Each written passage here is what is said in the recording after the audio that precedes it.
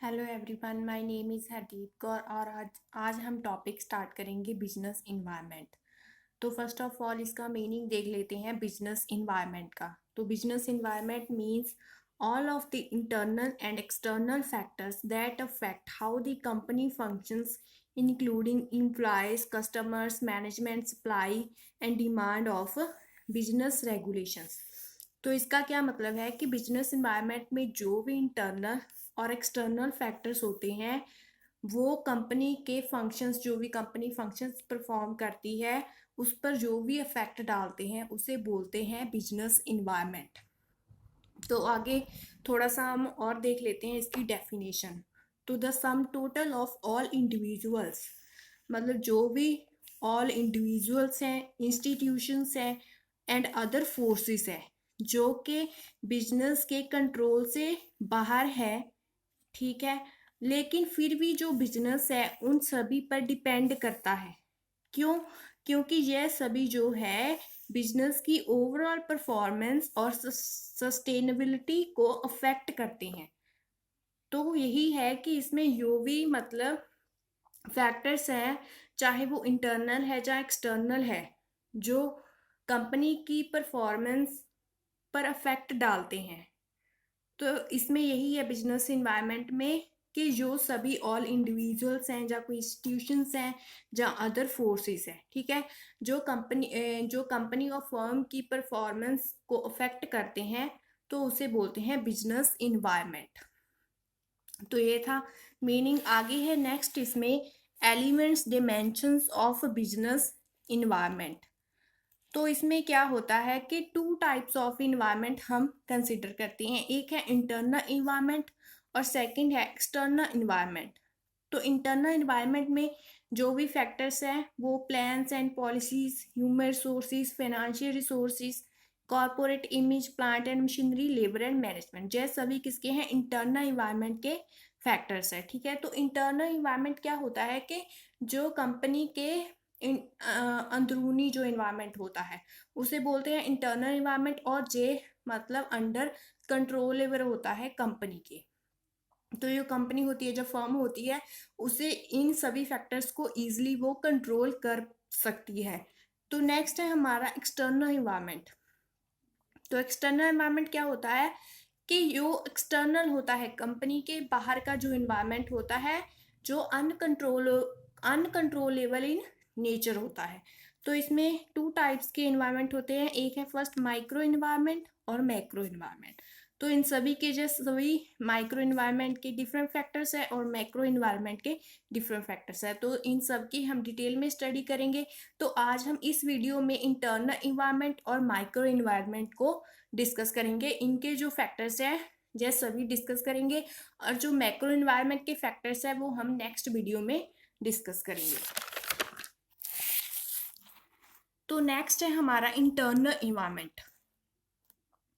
तो internal environment, ठीक है, मैंने जो बोला कि यह कंट्रोलेबल इन नेचर होता है। तो फर्स्ट है इसमें प्लान्स एंड पॉलिसीज, कि जो भी हम प्लान्स एंड पॉलिसीज जो फर्म की होती हैं वो इस तरह से हमें फ्रेम करनी चाहिए कि उनमें जो फर्म के ऑब्जेक्टिव्स हैं और रिसोर्सेज हैं उन सभी को ध्यान में रखते हुए हमें कंपनी की प्लान्स और पॉलिसीज को प्रॉपरली जो है फ्रेम्ड करना चाहिए, ठीक है। तो इसमें हो गया कि प्रॉपर जो प्लान्स एंड पॉलिसीज होती हैं उसकी हेल्प से जो कंपनी है वो अपने जो ऑब्जेक्टिव्स है उनको अचीव करने में हेल्पफुल होती है, मतलब उन्हें हेल्प मिलती है इससे। तो हायर अथॉरिटी को क्या करना चाहिए? इसके लिए time to time in policies का एनालिसिस करते रहना चाहिए कि अगर मतलब उन्हें कोई रिक्वायरमेंट लगे कि पॉलिसीज में चेंज करने के लिए तो वो उन्हें चेंज कर सके। तो नेक्स्ट है हमारा सेकंड पॉइंट ह्यूमन रिसोर्स। यह तो हम जानते ही हैं कि किसी भी कंपनी की जब फर्म की सक्सेस सर्जा और वो सर्वाइवल है जब उसकी, तो वो किस पे डिपेंड करती है? Largely depends on the quality of human resources, के मतलब जो वहाँ पर काम करते हैं एम्प्लॉयज उनकी क्वालिटी पर डिपेंड करती है, ठीक है। तो इसमें लिखा है कि the characteristics of human resource, मतलब उनमें जो भी करेक्टरिस्टिक्स हैं उनके क्या फीचर्स हैं, स्किल हो गया, क्वालिटी हो गया, मॉरल कमिटमेंट हो गया, यह सभी क्या है कि ऑर्गेनाइजेशन की सक्सेस में कंट्रीब्यूट करते हैं। अगर यह सभी क्वालिटीज ह्यूमन रिसोर्सेज में अवेलेबल हो तो जो कंपनी की सक्सेस है वो हाई चली जाती है। तो अगर इम्प्लॉयज है जो स्किलफुल हो और कमिटेड हो, तब क्या होगा कि फर्म की जो सक्सेस है वो ग्रेट हाइट पर चली जाएगी। ठीक है। अगर जो मैनेजमेंट के द्वारा क्या होगा कि ह्यूमन रिसोर्सेज को निग्लेक्ट किया जा रहा है, तो क्या होगा कि ऑर्गेनाइजेशन की जो सक्सेस है वो अच्छे तरीके से नहीं हो पाएगी। तो नेक्स्ट है हमारा थर्ड पॉइंट, फाइनेंशियल रिसोर्सेज। जैसे कि हमें पता ही है कि फाइनेंस तो हमारे लिए बहुत जरूरी है। तो फाइनेंस रिलेट्स टू मनी होता है। ठीक है। तो हमें फर्म की जो भी मतलब वर्किंग कैपिटल है, जो फिक्स्ड कैपिटल रिक्वायरमेंट्स है, उनको फुलफिल करने के लिए फर्म के पास जो एडिक्वेट फंड्स है वो अवेलेबल होने चाहिए। ठीक है। तो फाइनेंशियल फैक्टर्स कौन से होते हैं, लाइक फाइनेंशियल पॉलिसीज हो गया, फाइनेंशियल स्टेटस हो गया, कैपिटल स्ट्रक्चर हो गया। इसका क्या होता है कि इंटरनल इन्वायरमेंट पर बहुत इफेक्ट डालते हैं उसकी परफॉर्मेंस पर। तो हमें इन सभी का ध्यान रखना चाहिए और फर्म के पास इतनी मात्रा में जो फाइनेंशियल रिसोर्सेज हैं वो अवेलेबल होने चाहिए कि जिससे वो बिजनेस की जो स्मूथ रनिंग हो सके, जिससे वो बिजनेस है वो अपनी वर्किंग कैपिटल रिक्वायरमेंट्स और फिक्स्ड कैपिटल रिक्वायरमेंट्स को फुलफिल कर सके। तो नेक्स्ट है कॉरपोरेट इमेज। कॉरपोरेट इमेज तो क्या है कि किसी भी फर्म को अपनी जो कॉरपोरेट इमेज है उसे डेवलप करना चाहिए, मेंटेन करना चाहिए, इनहेंस करना चाहिए। ठीक है। तो इससे क्या होगा कि जो इम्प्लॉयज है, जो इन्वेस्टर्स है, जो कस्टमर्स है, उनकी तरफ ज़्यादा मतलब अट्रैक्ट होंगे कि अगर किसी कंपनी की जब फर्म की जो इमेज है वो अच्छी है तो वो उसकी तरफ अट्रैक्ट हो गए। तो इसलिए जो फर्म है उसे क्या करना चाहिए कि अपनी कॉरपोरेट इमेज को अच्छा बनाने के लिए जो कांस्टेंट है रिसर्च एंड डेवलप एक्टिविटीज़ को परफॉर्म करना चाहिए, ताकि उनकी ब्रांड की जो क्वालिटी है वो इन्हेंस हो सके। तो नेक्स्ट है प्लांट एंड मशीनरी। कि प्लांट एंड मशीनरी हमें पता है कि फर्म में बहुत इंपॉर्टेंट रोल प्ले करती है। कि अगर बोल रहे हैं कि अगर मशीन्स वगैरह है जो ऑब्सोलेट हो गई है या आउटडेटेड हो गई है, ठीक है, कि मतलब अब वो इतने काम की नहीं रही है, तो उन्हें रिप्लेस कर देना चाहिए न्यू के साथ। तो ये है जो जो फर्म है वो अच्छे तरीके से वर्क परफॉर्म कर पाएगी। तो नेक्स्ट है इसमें लेबर एंड मैनेजमेंट रिलेशनशिप। कि इसमें क्या होता है कि smooth there should be smooth labour and management relationship. कि मैनेजमेंट को जो है वर्कर्स की प्रॉब्लम्स को अंडरस्टैंड करना चाहिए और उनमें जो कॉन्फिडेंस है वो गेन करना चाहिए। ठीक है। तो इसके लिए वो क्या कर सकते हैं कि अपने एम्प्लॉयज को मोटिवेट करने के लिए उन्हें मॉनेटरी और नॉन मॉनेटरी जो इंसेंटिव्स वगैरह है वो प्रोवाइड कर सकते हैं। तो ये थे इंटरनल फैक्टर्स जो कंपनी की परफॉर्मेंस को अफेक्ट करते हैं, और जो सभी फैक्टर्स है जो कंपनी या फर्म के कंट्रोल में होते हैं। तो नेक्स्ट है हमारा एक्सटर्नल इन्वायरमेंट। तो फर्स्ट है इसमें माइक्रो इन्वायरमेंट। तो माइक्रो इन्वायरमेंट को हम ऑपरेटिंग इन्वायरमेंट भी बुलाते हैं। तो ये होता है कंपनीज इमीडिएट इन्वायरमेंट। ठीक है। तो अफेक्ट इट्स परफॉर्मेंस के मतलब जे बिजनेस कंपनी की परफॉर्मेंस पर तुरंत जो है वो अफेक्ट डालता है, तो उसे बोलते हैं माइक्रो इन्वायरमेंट। तो इसमें क्या क्या फैक्टर्स आ जाते हैं। फर्स्ट ऑफ ऑल है इसमें सप्लायर्स।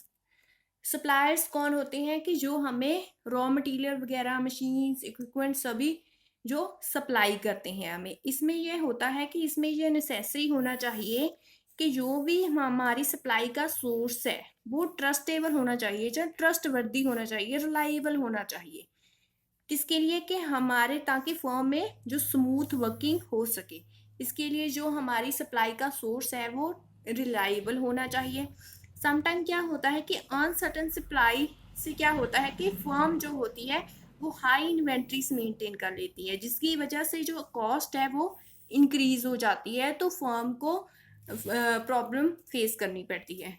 तो इसमें क्या है कि इसे कंट्रोल करने के लिए हमें क्या करना चाहिए कि जो बिजनेस है should not only rely on the single supplier, कि मतलब जो बिजनेस है उसे सिर्फ एक सिंगल सप्लायर पर डिपेंड नहीं होना चाहिए, उसे और भी जो मल्टीपल सप्लायर्स है उसके साथ रिलेशंस बनाकर रखनी चाहिए, ताकि टाइम टू टाइम अगर उन्हें किसी मतलब सप्लाई की ज़रूरत पड़े, किसी चीज़ की सप्लाई की ज़रूरत पड़े, तो वो उन डिफरेंट डिफरेंट जो सप्लायर्स हैं उनसे जितनी भी उनको क्वांटिटी में सप्लाई चाहिए वो ले सकते हैं। तो यही है इसमें। तो नेक्स्ट है हमारा कस्टमर्स। तो हमें पता है कि कस्टमर क्या होता है कि हमारा किंग होता है बिजनेस का, ठीक है। तो customer satisfaction is more important. तो इसके लिए हमें नाउ डेज क्या हो गया है कि जो कंज्यूमर एक्सपेक्टेशंस है वो बहुत हाई हो गई है, मतलब हाई है। तो ड्यू ग्लोबलाइजेशन के कारण जो कस्टमर सेटिस्फैक्शन है हमारे लिए मोर चैलेंजिंग हो गया है। तो इसके लिए हमें क्या करना चाहिए कि therefore the firm must keep in mind the customers expectations, their requirements and accordingly make market decisions. के मतलब जो भी फर्म है उस उन्हें कस्टमर्स के जो भी एक्सपेक्टेशन है, नीड्स है, रिक्वायरमेंट्स है, टेस्ट है, प्रेफरेंस है, उन सभी को ध्यान में रखते हुए मार्केट डिसीजंस लेने चाहिए।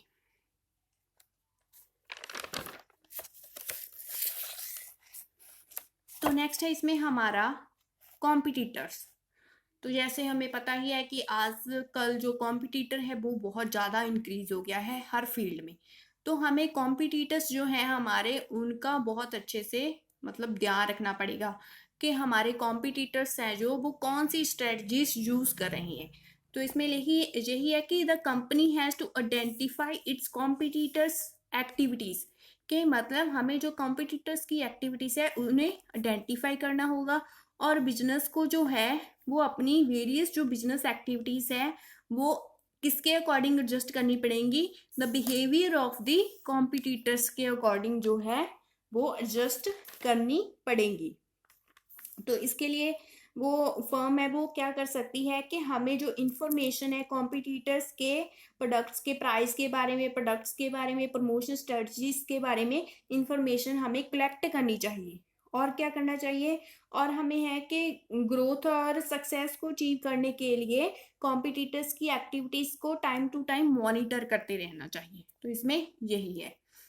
तो आगे है नेक्स्ट हमारा बिजनेस एसोसिएट्स। बिजनेस एसोसिएट्स क्या होते हैं कि the existence of business licence offer strength to an organisation, के मतलब जो हमारे साथी होते हैं बिजनेस में, ठीक है, जो हमें मतलब हमें स्ट्रेंथ प्रोवाइड करते हैं कि अगर कोई इमरजेंसी की सिचुएशन आ जाए तो फर्म के पास कोई फंड्स वगैरह अवेलेबल ना हो, तो जो बिजनेस एसोसिएट्स क्या करती हैं कि borrow capital from the business associates, कि जो फर्म है वो इनसे कैपिटल वगैरह बोरो कर सकती हैं during the period of emergency.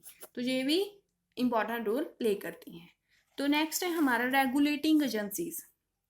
Regulators में क्या क्या आ जाता है कि गवर्नमेंट डिपार्टमेंट्स या अदर ऑर्गेनाइजेशंस जो कि बिजनेस की एक्टिविटीज को मॉनिटर करते हैं, ठीक है। तो इसमें क्या एग्जांपल्स हैं, इनकम टैक्स डिपार्टमेंट्स हो गया, क्वालिटी कंट्रोल डिपार्टमेंट्स हो गया, ये सभी रेगुलेटर्स हैं। तो हमें इन सभी को भी ध्यान में रखना चाहिए कि हमें जो इनकम टैक्स होता है वो हमारा टाइम टू टाइम पे करना चाहिए, और हमारे प्रोडक्ट्स की जो क्वालिटी है वो भी हमें अच्छी रखनी चाहिए। जैसे भी हमने मेजर्स वगैरह फिक्स किए होते हैं तो उनके अकॉर्डिंग हमारी क्वालिटी होनी चाहिए।